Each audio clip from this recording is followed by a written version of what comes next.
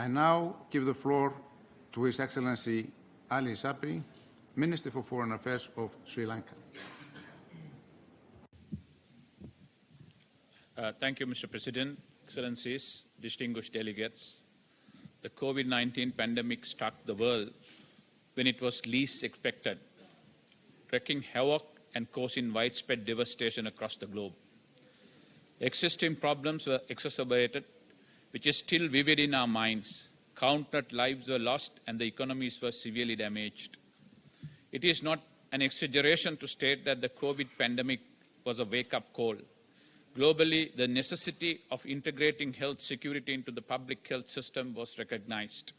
The significance of pandemic prevention, preparedness, and response was brought up for discussion.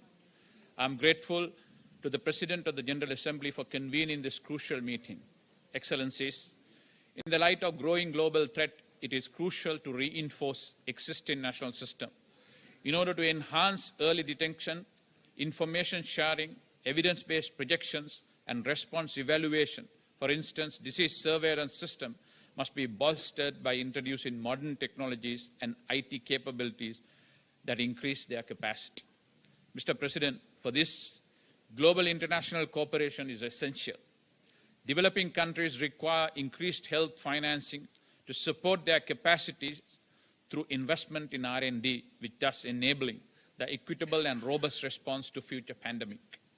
In accordance with the principles of equity, solidarity, common but differentiated responsibilities, international cooperation, and complementarity with the international health regulation, Sri Lanka calls on the capable countries to commit to sharing their expertise and technology, increasing technological assistance to those in need, and enabling environment to secure financial for this support. Excellencies, Sri Lanka also emphasizes the need for a comprehensive pandemic-specific contingency plan for essential services. Such plans require periodic evaluation and revision.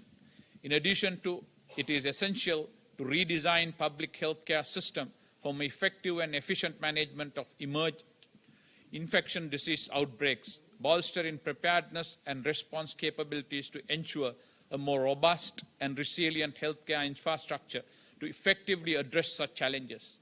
It is also important to observe that increased public health education, literacy, and awareness are required to increase trust in public health system and authorities.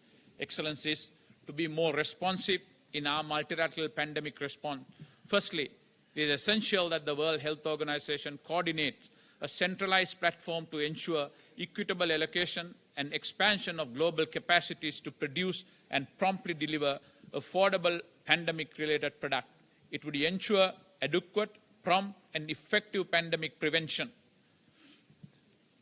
preparedness, response, and recovery capacity, and their operationalization. Secondly, the global R&D and ecosystem that is conducive to cooperation, including open approaches, and which facilitates the participation of developing nations. Hopefully, the inequalities that we witnessed during the COVID pandemic, notably relating to R&D, will not be repeated in a future pandemic. Sri Lanka hopes that this meeting will generate the political will for international and multi-sectoral cooperation and commitment to achieving a more equitable response to the future pandemic, as well as concrete outcome for the Geneva discussions. Thank you. I thank the Minister for Foreign Affairs of Sri Lanka.